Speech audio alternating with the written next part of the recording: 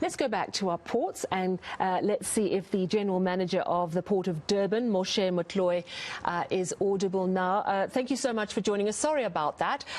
Let's just check. You can hear me. Can I hear you? I can hear you loud and clear, Sally. Wonderful. That's fantastic. I did ask you, my first question was how bad the last 10 days has been at the Port of Durban. How have things been and how are things now? Look, the last 10 days, Sally, I think those were challenging. But, you know, the comfort we got from working with everyone who has an interest in the port, the cargo owners and shipping lines. We had multiple forums where we were discussing and engaging with them. And we worked with them throughout the process, from when we designed the manual process intervention to when we ultimately recovered the system. So we kept them informed and we took their inputs in terms of how we can engage this. I would like to take the opportunity to thank them for supporting us. We also had other state agencies like Customs. They opened 24/7 to ensure that there was support required to release the urgent boxes, because we had now to get to a mode of supplying the industry with the much needed goods under the trying circumstances. Yeah, so much hard work behind the scenes. Talk to me about how much waste there was and have you got an estimate of the losses incurred by the cyber attack in Durban specifically?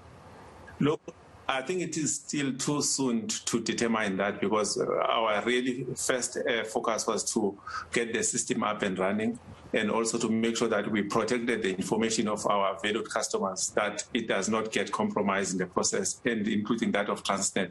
So as soon as we've completed all the catch-up of what was done manually, we'll have a sense, but right now it's still too early to tell. And in terms of wastage, I mean, was a lot of citrus, for example, wasted and lost? Not wastage in terms of fruit going off at the port, because we had the reefer plugs and we had to coordinate the activities of the citrus growers and exporters with the capacity that was available at the port. That is why we endeavored to use the manual process to make sure that we were loading the ships with the citrus that was at hand and created space for the next citrus that was coming, but it was not coming at a regular flow. We had to balance that. We did not pick up any damages from the port side. And is everything absolutely back to normal, or do you still have backlogs? Or are backlogs normal at the moment? Look, everything is back to normal when it comes to system and engaging with customers. And we have seen in the last 3 days that the terminal operations are at the pre-IT challenges that we had, where we've seen Pier 2 handling in excess of 3,000 containers a day, and Pier 1 excess of 800 reloading rail. So we're at that stage.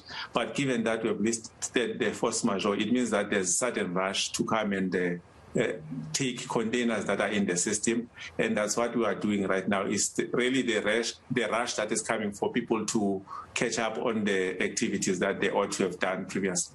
Yeah, so you've got a lot of catch up. But I can also I can also emphasize that from the ships waiting at anchorage to come to the port, there was one for Pier 1 and only 2 for Pier 2, so we don't have many ships outside. Of course, the shipping lines had to make other alternative means in terms of handling the situation. Yeah. So we don't have backlogs, to say yes. As you say, the dust is still clearing, but and I think this is so important to, you know, I know that security, IT security is going to be looked at Transnet, but does Transnet yet know who might have been behind the cyber attack and what their motive was? Why did they want to cause such disruption? No, we haven't got into that yet, Sally. The teams that are tasked with that are still working. Ours here at the port really was to keep the wheel turning, and we focused on making sure that we do recover and service the industry and connect South Africa with the international markets. All right, so we still need to find out who done it and why. Thank you so much for that update. It's very good to hear that you're able to now start quickly clearing all those backlogs. That was Moshe Motlohi, Port of Durban's General Manager. Force majeure, of course, has been lifted.